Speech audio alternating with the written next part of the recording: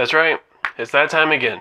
And I'm not talking about Christmas. I'm talking about it's time for another video answering some random questions that I get from my Ask FM account. About 2 years ago, I started an Ask FM account just for the fun of it, just to have something to do. And I got a bunch of really random questions on there all the time. And then I started doing YouTube, so I figured I might as well start answering some of these questions in YouTube videos. The last Q&A video that I did, it included a lot of really weird, random questions that didn't really make a whole lot of sense, but I tried my best to answer them anyways.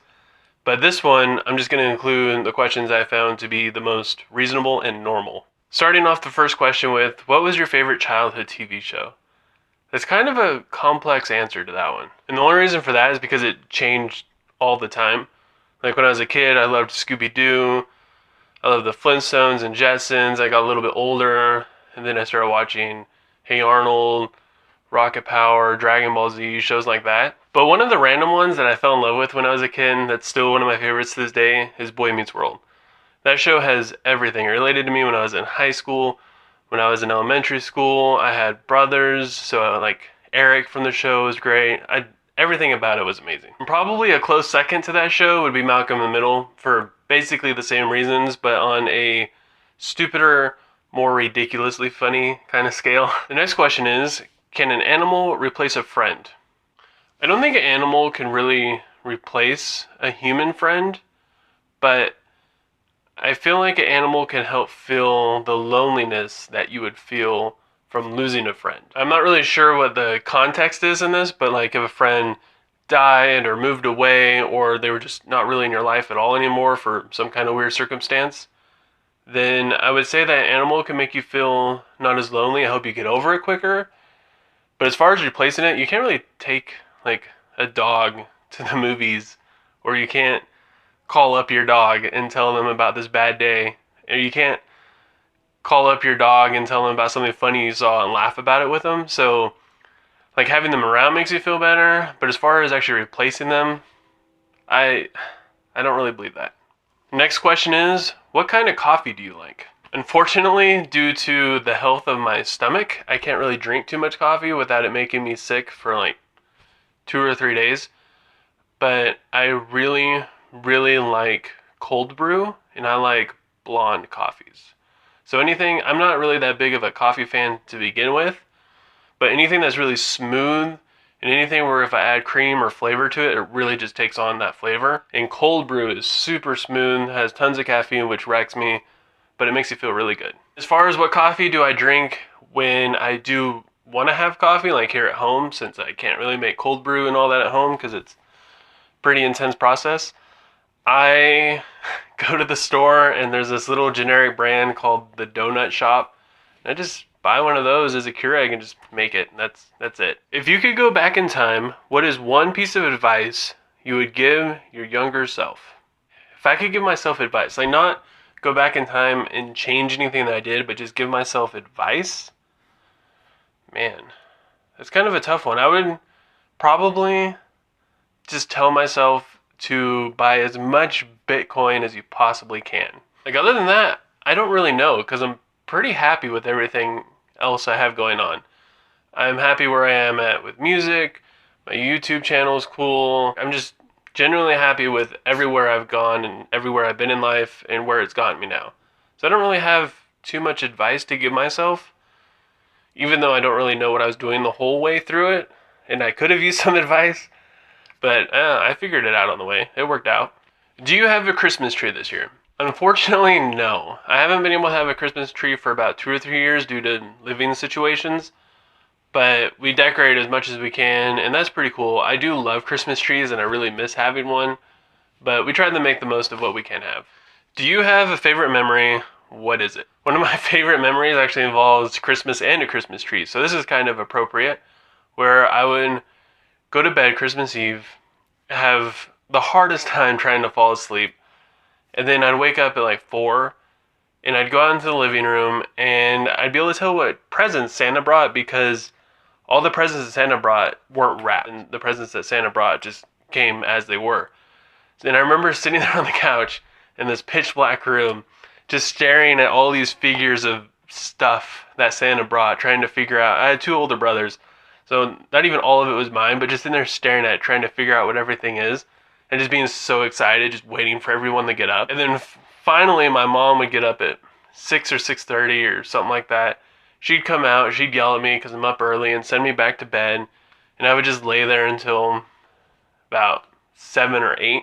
And then finally I'd get back up again and just go and sit down and do the same thing. But now I could see everything. But I'd just sit there and wait for everybody to get up. What was the most important decision you took this year, and was it a good one? One of the most important decisions that I made, and one of the hardest decisions I made this year, was starting a YouTube channel. I'd been wanting to do it for a really long time. I was on Vine, and I'd done other stuff on Instagram video-wise, but I wasn't like anything on a big platform that a lot of my friends could watch. I remember wanting to upload my first video and I had no clue what it was going to be. So I just asked my friends to shoot me questions, and I did exactly what I'm doing now. I just answered questions, but they were strictly from my friends. And I was terrified. I was so intimidated. It felt so vulnerable to sit in front of the camera and answer questions and just sit here and talk to a camera. There's nobody else in this room right now. It's just me and a camera, and it can be really awkward when you first start, which is kind of weird because I have about 4 years of acting experience where I just talk directly to a camera sometimes. There isn't even another person I'm talking to. And what's even harder is that like some of the people that watch this are my friends, my coworkers, my family, people that I care about, that they don't really see me doing things like this. It was still a really good decision because this is a lot of fun. I enjoy making videos. I enjoy editing them, putting them up, getting comments, likes, dislikes, hearing feedback from my friends when I go into work. They're like, I saw your video, it was hilarious. I enjoy all that. It's a lot of fun. I got used to talking to the camera, which is weird because I was already used to it, but I just got used to talking to my camera, I guess. And at first it was also a struggle to want to keep doing things because it was hard to think of what to do next, and it was just really intimidating. What if the next video I come out with sucks and everybody hates it? It was just a thing I had to overcome. But now I look forward to each video and it's growing, and yeah, this is one of the best things I've ever done, and I enjoy the hell out of it. What if you're home alone at late night and you sneeze? Suddenly your phone rings. When you answer, someone whispers, "Bless you," and hangs up. What'll you do then? First thing I would do, once I get over the shock and I'm able to actually like put the phone down and like process things, is I'd probably walk very slowly to my room, get my keys, put on pants, and run out the front door and drive far away and call the police. But I've seen the movie Scream. I know that's not like just gonna end there. I'm sure I'm gonna be followed. So I would just have to be prepared for a fight. Sleep with one eye open kind of thing. I'm sure the police won't find anything because the guy's going to be long gone if he realizes that I'm leaving, he might be in the trunk of my car even. I don't know. I'd have to really think this one out.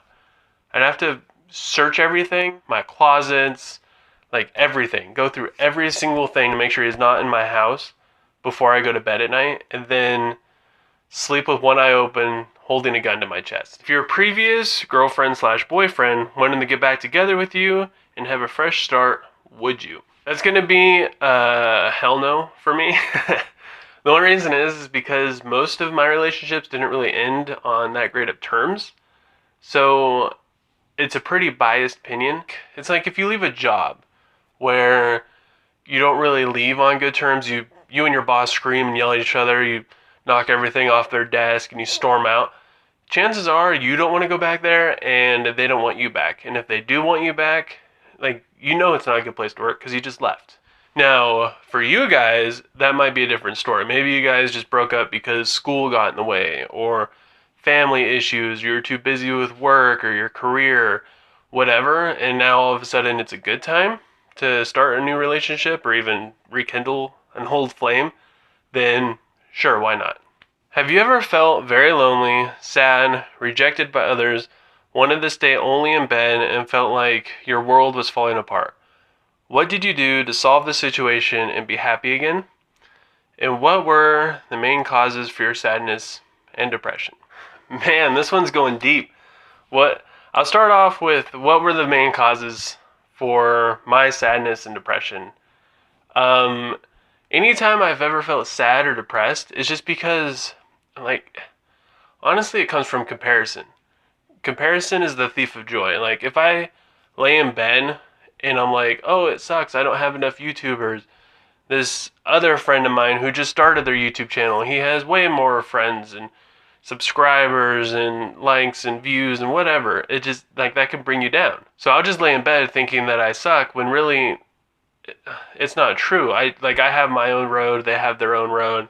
Like, it goes the same thing for acting. I have friends where they get acting gigs all the time, and I can get maybe one a month when they've had like 12 in the month. So you can easily go from, wow, I've had one acting gig this month, to I've only had one and they've had 5. What the hell? And then all of a sudden you're upset. So yeah, honestly, the only thing I do is I just compare myself to people a lot, which I'm pretty good at not doing now. Like, I can catch myself when I do it, but if I wake up in the middle of the night, sometimes it just happens and I'm awake for hours and then I have to go to work and I'm just tired.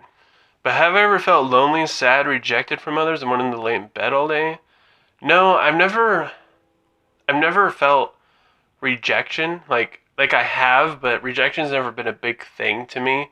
I've been okay with people not wanting to be with me or be around me or be my friends or anything like that. I'm okay with it. You don't want to be my friend?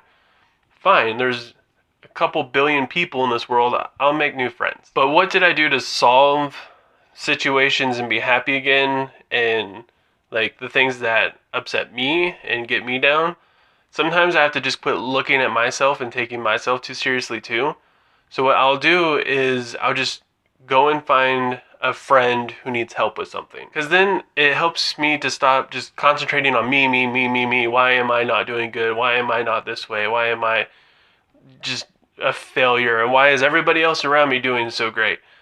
If I get out and I go and help a friend just by talking to them, or even just hang out with a friend, it just gets your mindset off of yourself, and it really just helps you enjoy the moment, enjoy where you are, and it lets you realize that everybody has their own struggle. Everybody deals with things. Everybody tries to do stuff and fails, and it's okay, and it helps me to just realize that I'm okay and I'll be fine. Alright guys, that's it for the questions. I know they were kind of deep and some of them might have been long-winded, but I hope that you enjoyed them and maybe you got something from this. If you like this video, don't forget to give it a thumbs up and subscribe for more videos in the future. Click the little bell icon so you get reminded of when I do post videos. And I want to wish you guys a Merry Christmas. Enjoy being with your families. Be safe while you're traveling. Remember, it's not all about the presents and how many guitars you get. And if you guys come across anything interesting or neat you find on the internet, any stupid Instagram posts or any comedians that you feel like I should take a look at and put in a video, go ahead and send them my way and I'll make a video out of it. Or if you have any questions for me, go ahead and leave a comment or go to my Ask FM and I'll answer it in an upcoming Q&A video. And until then, I'll see you guys next time. I was trying, ignorant, kid relying